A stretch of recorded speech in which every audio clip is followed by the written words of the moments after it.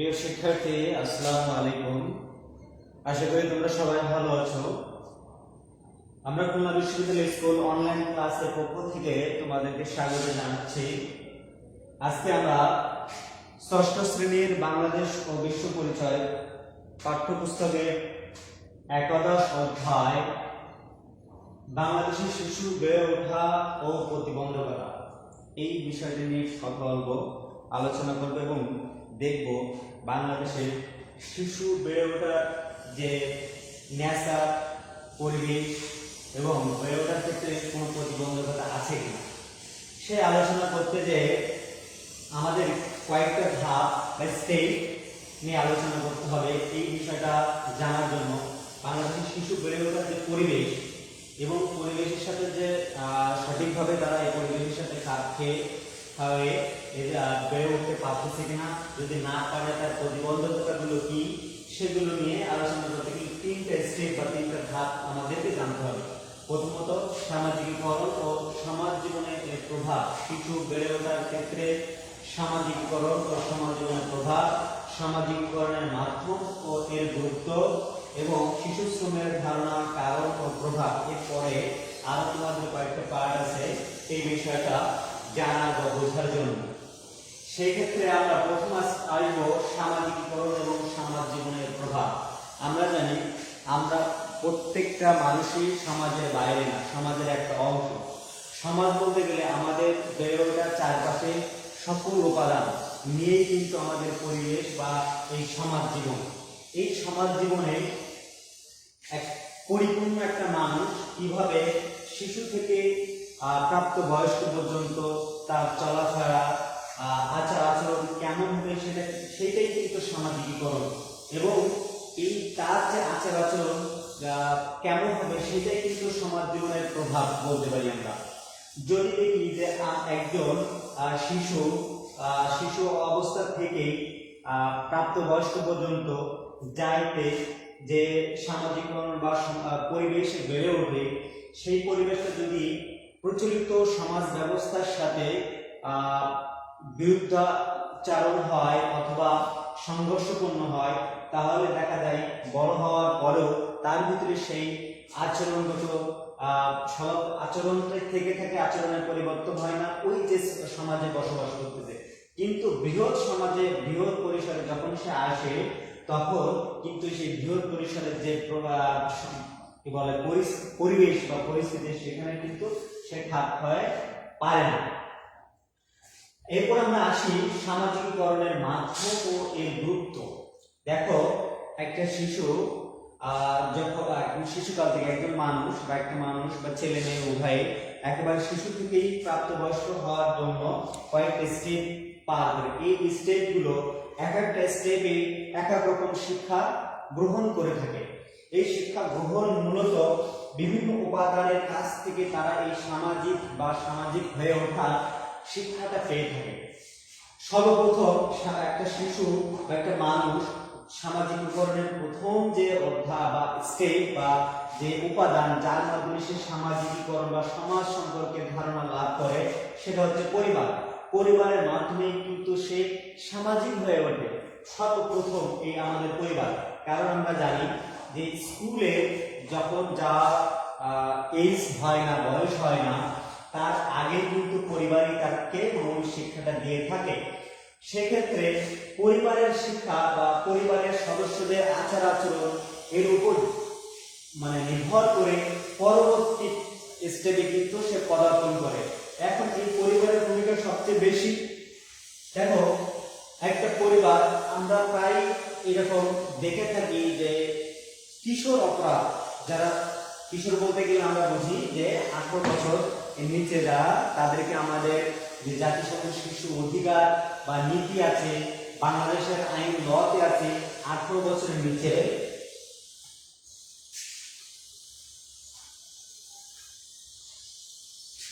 18 বছর, এই 18 বছরের নিচে সবাইকে কিন্তু আমরা শিশু বলতেছি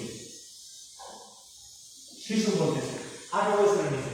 এখন তোমরা হয়তো বিভিন্ন পত্র পত্রিকায় অথবা মিডিয়াতে দেখে থাকবে যে কিশোর অপরাধ, কিশোর জ্ঞান, কিশোর অপরাধ, এরকম ধরা পড়ছে।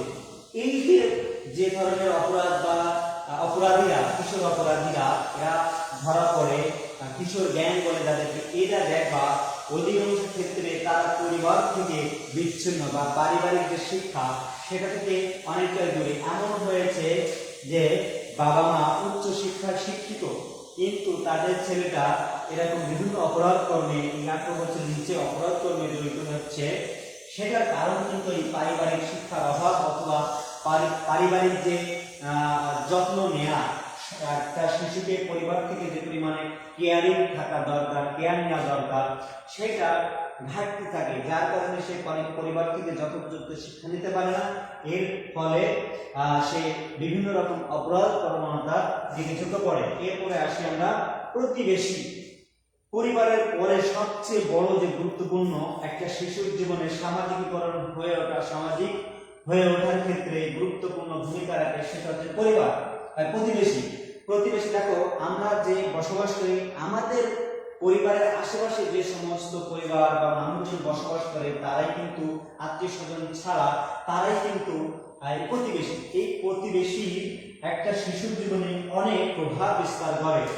যদি দেখো যে প্রতিবেশী বলতে গেলে ওই সামাজিক অবস্থার কথা আমরা বলতেছি, যে সামাজিক অবস্থা বা প্রতিবেশী দ্বারাই কিন্তু সামাজিক অবস্থাটা বিরাজমান। এই প্রতিবেশীর অবস্থা বা আচার আচরণ যদি অ্যাকসেপ্টেবল হয়, গ্রহণযোগ্য হয়, তাহলে দেখা যায় যে তার সংস্পর্শে যে সমস্ত প্রতিবেশীর সংস্পর্শে যে সমস্ত মানুষ আসে, তারা কিন্তু সামাজিক হয়ে মানে সামাজিকীকরণের ভালো সামাজিকীকরণের ক্ষেত্রে গুরুত্বপূর্ণ ভূমিকা রাখে।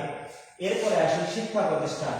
সবচেয়ে গুরুত্বপূর্ণ এই পরিবারের পরে যে মাধ্যমটার গুরুত্ব একটা শিশুকে সামাজিকীকরণ হয়ে ওঠার, সেটা হচ্ছে শিক্ষা প্রতিষ্ঠান। এই শিক্ষা প্রতিষ্ঠান একটা শিশুকে, যেমন পরিবার তার আচার অনুসরণের শিক্ষা প্রদান করে থাকে, ভালো মন্দ যাচাই বা বলার দায়িত্ব পালন করে, সেটা কিন্তু এই শিক্ষা প্রতিষ্ঠান করে থাকে। শিক্ষা প্রতিষ্ঠানে দেখা যাচ্ছে বিভিন্ন নিয়মকানুন শেখানো হয়, আচার আচরণগত পরিবর্তন হয় এই শিক্ষা প্রতিষ্ঠানে আসার ফলে।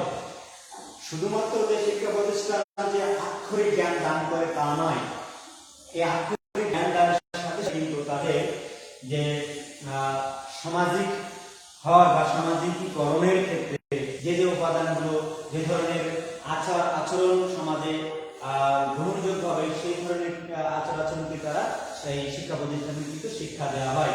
কোনটা ভালো, কোনটা খারাপ, কোনটা সমাজের জন্য উপকারী, কোনটা সমাজের জন্য অপকারী, এইগুলো শিক্ষা কিন্তু এই শিক্ষা প্রতিষ্ঠান প্রদান করে থাকে। এই জন্য একটা শিশুর সামাজিকীকরণের অন্যতম মাধ্যম হচ্ছে শিক্ষা প্রতিষ্ঠান। এরপরে আসি খেলা ও পড়ার সাথে।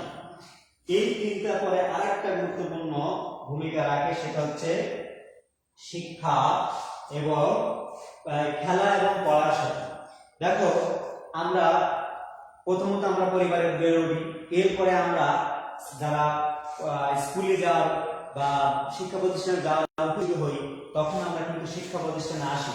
একটা বড় অংশ পরিবারের সময়, যদি আমরা সময় করি, এই সময়গুলো যে ব্যয় করি, তিনটা জায়গায় আমরা অধিকাংশ সময় ব্যয় করি। একটা হচ্ছে পরিবার,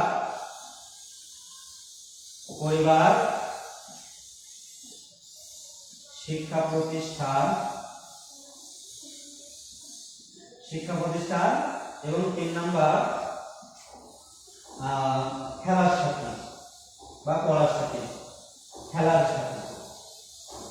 আমাদের যে 24টা ঘন্টা আছে, যদি আমরা হিসাব করি, দেখা যায় এই তিন শ্রেণীর মানুষের কাছে আমাদের সময়টা কিন্তু এই 24 ঘন্টার অধিকাংশ সময় কিন্তু আমরা অতিবাহিত করি এই 3 শ্রেণীর মানুষের কাছে। প্রথমত পরিবারের কাছে আমরা সবচেয়ে বেশি সময় অতিবাহিত করি, এরপরে আমাদের শিক্ষা প্রতিষ্ঠান, স্কুল, কলেজ, ইউনিভার্সিটিতে আসি, সেটা একটা বড় বেশিরভাগ সময়, যেটা দিনের বেলা একটা বড় সময় আমরা শিক্ষা প্রতিষ্ঠানে কাটাই। এরপরে বাদ বাকি সময়টা কিন্তু আমাদের খেলার সাথী এদের কাছে কাটাই। এই শিক্ষা প্রতিষ্ঠান থেকে শুধু হয়তো অনেকেই থাকে যে খেলার একটা নির্দিষ্ট সময় থাকে, সেই সময়টা কিন্তু খেলার যে বিভিন্ন সাথী থাকে তাদের সাথে আমরা মিশি বা তাদের সাথে কাটাই। যখন শেখায় আমরা কোন ধরনের আমাদের সাথীদের সাথে মিশেছি এবং তাদের আচরণটা যে কোন শ্রেণীর মানুষের বা আমাদের যে খেলার সাথী তার কোন শ্রেণীর সমাজে বা কোন সমাজে তারা বসবাস করে, তাদের আচরণ কিন্তু একটা শিশুর জীবনে আচরণের প্রভাব বিস্তার করে। দেখা যায় অনেক ক্ষেত্রে দেখি যে বন্ধুদের পাল্লায় পড়ে অথবা বন্ধুদের মানে সাথে মিশে একটা ছেলে খারাপ হয়, কি হয়, ড্রাগ এডিক্টেড হয়, নেশাগ্রস্ত হয়, অপরাধ করে। এই কিন্তু এই খেলা বা পড়ার সাথে এদের মাধ্যমে করে থাকে। কিন্তু যদি একটা খেলা বা পড়ার সাথে ভালো চরিত্রের হয়ে থাকে বা ভালো পরিবেশের সাথে সে ওঠা বসা তার থেকে থাকে, তাহলে কিন্তু তার সাথে তার যে আর একটা খেলার সাথে সে কিন্তু তার মতো হয়ে থাকে। এই ক্ষেত্রে আমরা বলতে পারি যে খেলা এবং পড়ার সাথে সামাজিকীকরণ একটা শিশুর ক্ষেত্রে অন্যতম গুরুত্বপূর্ণ ভূমিকা পালন করে। আর একটা আছে ধর্ম।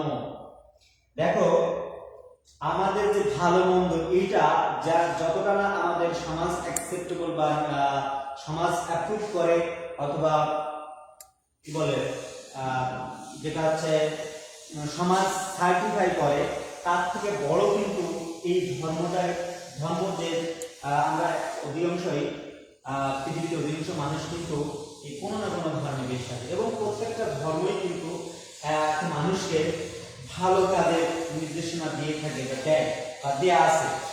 সেক্ষেত্রে যদি ধর্মীয় অনুশাসন আমরা মেনে থাকি, তাহলে এই ধর্মীয় অনুশাসন কিন্তু একটা মানুষকে প্রপার সামাজিকীকরণের মাধ্যমে গড়ে ওঠার ক্ষেত্রে গুরুত্বপূর্ণ ভূমিকা পালন করে।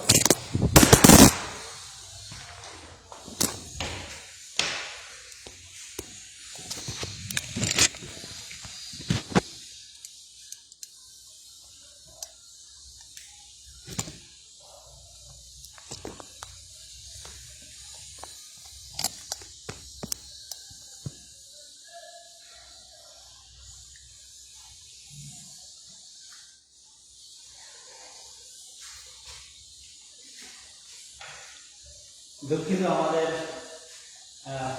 মোবাইল এবং ইন্টারনেট ডিসকানেক্ট হওয়ার জন্য আমরা আবারও আমাদের লাইভ ক্লাসে ফিরে এসেছি।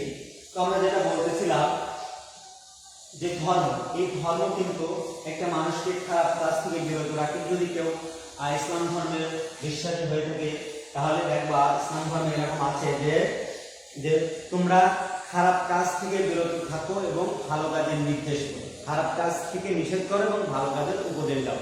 এটা কিন্তু ইসলাম ধর্ম এবং অন্যান্য ধর্মেও কিন্তু এই ধরনের কথা বলা আছে। তার মানে কি, এই ধর্ম কিন্তু একটা শিশুকে তার সামাজিককরণ বা সমাজে বেড়ে ওঠার ক্ষেত্রে ভালো কি বলে নাগরিক হিসাবে গড়ে ওঠার ক্ষেত্রে একটা গুরুত্বপূর্ণ ভূমিকা পালন করে। এরপরে আসে দেখি গণমাধ্যম। এই গণমাধ্যম কিন্তু একটা শিশুকে তার সামাজিকীকরণে প্রভাব বিস্তার করে। কিভাবে দেখো, এই গণমাধ্যম বলতে কিন্তু শুধু এই যে টিভি বা আমরা যেটা বলতেছি যে পত্র পত্রিকা, এটা কিন্তু নয়। এখন যে গণমাধ্যম যেটা আমরা বলতেছি যে বিভিন্ন ফেসবুক, টুইটার, ইউটিউব, এগুলো কিন্তু গণমাধ্যম। এই গণমাধ্যমে বিভিন্ন ধরনের কন্টেন্ট থাকে।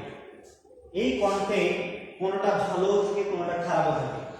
অনেক ক্ষেত্রে অনেক খারাপ কন্টেন্ট একটা শিশুকে প্রভাবিত করে যে তাকে ভালো বা মানে খারাপ হতে, খারাপ কাজ করতে। দেখো তোমরা প্রায়ই দেখে থাকবে যে শিশু অপরাধী, যেটা আমি কিশোর অপরাধী বলতেছি, এই কিশোর অপরাধীরা দেখবা যে এরকম বলে থাকে যে আমরা ক্রাইম পেট্রোল অথবা অমুক অনুষ্ঠান থেকে অনুপ্রাণিত হয়ে আমরা এই অপরাধটা সংগঠিত করেছি। এটা কিন্তু এই গণমাধ্যমের একটা ভূমিকা। এই গণমাধ্যমে যদি এটা আমরা গণমাধ্যম কেন বলতেছি, দেখো ওটা হচ্ছে টিভিতে তোমরা ক্রাইম পেট্রোল দেখো, ইন্ডিয়ান যে সিরিয়াল এগুলো যে চ্যানেল হয়, সেখানে কিন্তু ক্রাইম পেট্রোল নামে একটা অনুষ্ঠান দেখানো হয়। সেই ক্রাইম পেট্রোল থেকে এই রিসেন্ট কয়েকটা ঘটনা এরকম ঘটেছে, ক্রাইম পেট্রোল দেখে তারা এই অপরাধগুলো করেছে। ইভেন নারী শিশু পাচার যেগুলো, সেগুলো কিন্তু হচ্ছে, এবং কিভাবে করলে একটা অপরাধ মানে ঢাকা যায়, সেটা কিন্তু সেই কৌশলটা কিন্তু ওই ধরনের অনুষ্ঠান প্রতিষ্ঠান গণমাধ্যম মাধ্যমের তারা শিখতেছে এবং সেটা বাস্তব জীবনে প্রয়োগ করতেছে। তো এই ক্ষেত্রে আমরা বলতে পারি যে গণমাধ্যম একটা শিশুকে সামাজিকীকরণে অন্যতম গুরুত্বপূর্ণ ভূমিকা পালন করে। তাহলে আমরা এই যে কয়টা পয়েন্ট আমরা উল্লেখ করলাম এবং প্রত্যেকটা আলোচনা করলাম এভাবে যদি আমরা দেখি তাহলে বলতে পারি যে সামাজিকীকরণের মাধ্যম হিসাবে এই যে মানে বৈশিষ্ট্য বা এলিমেন্ট বলি আমরা, এই এলিমেন্টগুলো গুরুত্বপূর্ণ ভূমিকা পালন করে একটা শিশুকে তার ভালো মানুষ বা ভালো নাগরিক হিসাবে গড়ে ওঠার ক্ষেত্রে এদের কিন্তু ভূমিকা আছে। এরপরে আসে আমরা শিশু শ্রমের ধারণা, কারণ ও প্রভাব। শিশু শ্রমের ধারণা আমরা বলতেছি যে 18 বছর, এই 18 বছরের নিচে যারা আছে সবাই কিন্তু শিশু, এবং এই 18 বছরের নিচে যারা যে সমস্ত শিশুরা আছে কোনো কাজে বা শ্রমে নিযুক্ত থাকে তাদেরকে কিন্তু আমরা বলতেছি শিশু শ্রম।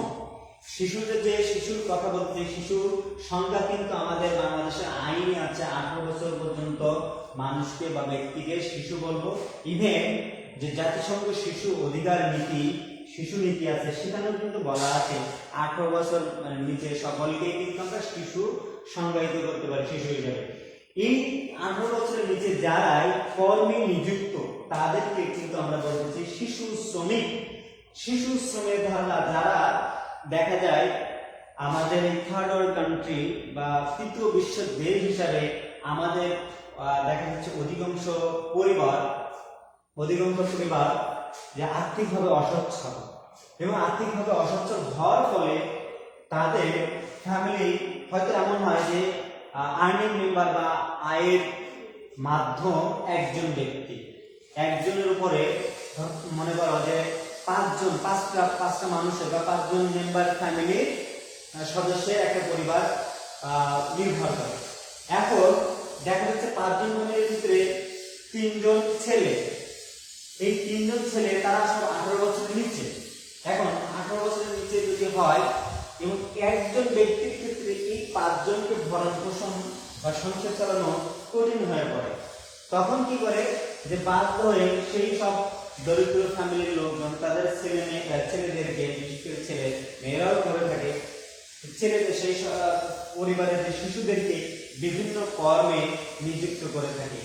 এইটাই হচ্ছে শিশু শ্রমের ধারণা।